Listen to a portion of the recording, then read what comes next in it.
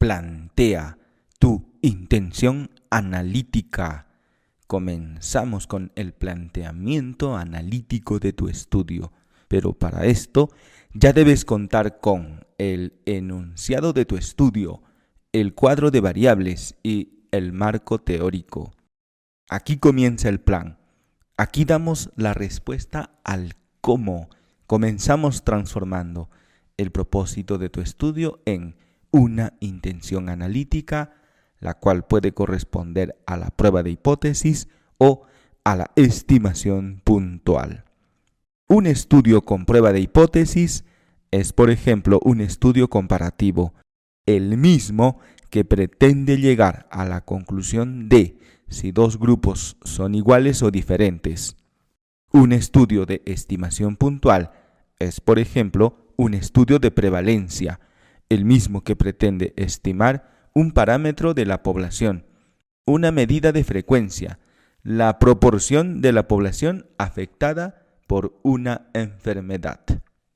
En términos simples, existen estudios con y sin hipótesis. Estos últimos tienen como intención analítica a la estimación puntual. Así que una buena estrategia para plantear tu intención analítica es a partir de la hipótesis misma. En caso de que tu estudio no lleve hipótesis, corresponde a un estudio de estimación puntual. Para saber si tu estudio lleva o no una hipótesis, intenta calificar de verdadero o falso al enunciado de tu estudio. Si el resultado de esta operación mental es una oración que tiene sentido, tu estudio lleva hipótesis. Por ejemplo, en el enunciado, la obesidad es un factor de riesgo para la diabetes. Esto puede ser verdadero o puede ser falso. En otros casos, cuando al agregarle los calificativos de verdadero o falso al enunciado de tu estudio te resulte una oración incongruente, entonces tu estudio no lleva hipótesis.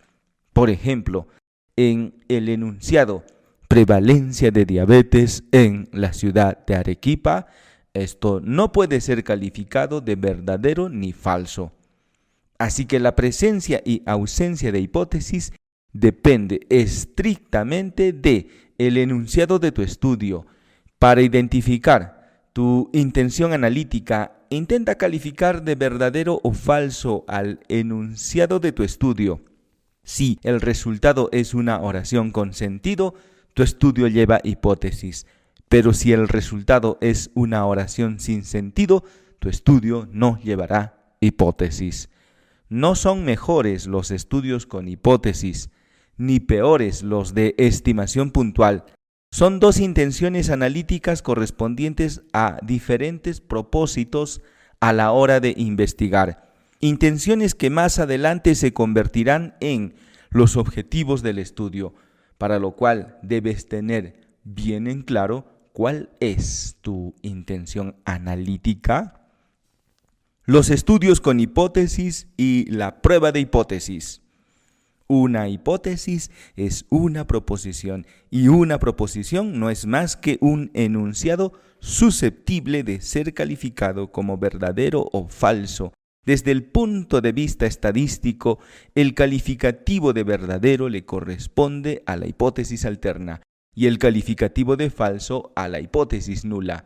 Las hipótesis son empíricas o racionales. Las hipótesis empíricas nacen de la experiencia del investigador y las hipótesis racionales de un razonamiento argumentativo.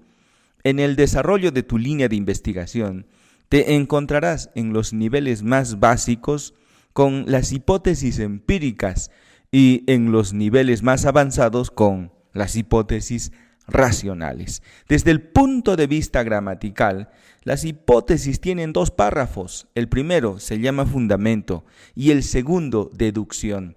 El fundamento es lo que sostiene la afirmación anticipada, es el argumento. Y la deducción es la hipótesis misma, es lo que el investigador pretende demostrar, es la hipótesis en su versión afirmativa. Las hipótesis empíricas carecen de fundamento, por cuanto nacen de la experiencia del investigador y la experiencia de cada individuo es muy subjetiva. De esta forma, lo que para algunos es importante de ser evaluado, para otros resulta intrascendente. Todo depende de las experiencias previas que cada quien haya tenido. Las hipótesis racionales en el transcurso natural de una línea de investigación aparecen en los estudios experimentales. Son hipótesis que requieren de un fundamento, un argumento, una razón que ampare la intervención sobre las unidades de estudio para provocar un efecto. Esta manipulación, si no está bien sustentada, es mejor no ejecutar el estudio. El ritual de la significancia estadística, planteado por Ronald Fisher, resume los 5 pasos que se deben seguir de manera sistematizada cada vez que se quiere poner a prueba una hipótesis. El esquema siempre es el mismo, no importa cuál sea la naturaleza de tu hipótesis, ni tampoco el nivel investigativo. Estos son los 5 pasos de la prueba de hipótesis: el planteamiento de hipótesis, el establecimiento del nivel de significancia, la elección de la prueba estadística, el cálculo del p-valor y la toma de decisiones. Todo esto será necesario a la hora de analizar los datos, pero por ahora existen 3 conceptos que debemos remarcar antes de recolectar los datos. El error tipo 1 ocurre cuando se acepta la hipótesis del investigador cuando en realidad esta es falsa. Algunos prefieren esta otra versión. El error tipo 1 ocurre cuando se rechaza la hipótesis nula, siendo que esta era la correcta. Ambas oraciones son equivalentes. Repito, ambas oraciones son equivalentes. Si prefieres, esquematiza para salir de dudas. El p-valor es la probabilidad de que ocurra el error tipo 1. Si te fijas, no son 2 términos equivalentes. El error tipo 1 es la ocurrencia del error, mientras que el p-valor es la cuantificación de este error. El error tipo 1 ocurre cuando desapruebas un examen. El p-valor es la frecuencia de ocasiones con la que esto te sucede.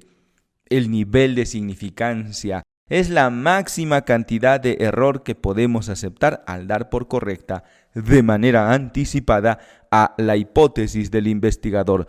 Esto es como la máxima cantidad de veces que puedes desaprobar un examen antes de que te eliminen de la carrera que estás estudiando. Un nombre más adecuado sería el nivel de tolerancia.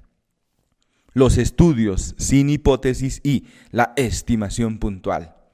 Un estudio de prevalencia no lleva hipótesis por el simple hecho de que su enunciado no puede ser calificado de verdadero o falso. Por ejemplo, en el enunciado prevalencia de diabetes en la ciudad de Arequipa, esta oración no puede ser calificada como verdadera o falsa.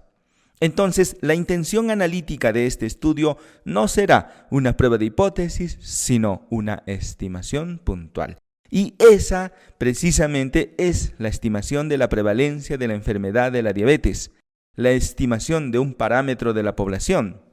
Pero no es lo único que se estima a lo largo de una línea de investigación, como veremos a continuación. En un estudio que pretende cuantificar los factores de riesgo para una enfermedad, nos encontramos en la misma situación. Por ejemplo, la obesidad es un factor de riesgo para la diabetes, pero ¿en qué magnitud incrementa la obesidad el riesgo de enfermar de diabetes? ¿Tal vez el doble? ¿Tal vez el triple? Esto es algo que tenemos que calcular. Para dar solución a estas interrogantes, debemos utilizar una medida de riesgo. Puede ser el riesgo relativo o el odds ratio. Estos 2 estimadores pretenden darnos a conocer en qué magnitud se incrementa la probabilidad de enfermar las personas que poseen el factor de riesgo. Esto no se puede resolver con una prueba de hipótesis. En otro momento, podemos estar interesados en calcular el tiempo de vida media de un grupo de pacientes con cáncer tratados con quimioterapia. Esa medida que estamos buscando es un número, es una estimación que no se cumplirá exactamente, pero nos da una buena idea de lo que debemos esperar y con ello sabremos cómo actuar. Para conocer el verdadero valor de la prevalencia de una enfermedad en una población, se debería estudiar a toda la población, pero habitualmente utilizamos solo una muestra. Por eso decimos que es una estimación, porque no se trata del valor real, entonces conviene acompañarla por sus respectivos intervalos de confianza al 95%. El intervalo de confianza corresponde a los límites entre los que oscilaría la prevalencia. Por ejemplo, si la prevalencia de diabetes es del 10% y su intervalo de confianza es más menos 5%, esto significa que el verdadero valor de la prevalencia se encontraría entre el 5 y el 15%, donde el 10% representa el centro. Lo mismo aplica para los estudios de factores de riesgo, el tiempo de vida media o cualquier otro que tenga como intención analítica a la estimación puntual. Es que no basta con presentar el resultado puntual. Este valor debe estar acompañado siempre de su respectivo intervalo de confianza al 95%. Existen muchos mitos relacionados con este tema. El más grave de todos es el mito de que todos los estudios poseen hipótesis. También está el mito de que los estudios descriptivos no llevan hipótesis. Y luego el mito de que los estudios con hipótesis son mejores. 3 leyendas urbanas que debemos comenzar a erradicar.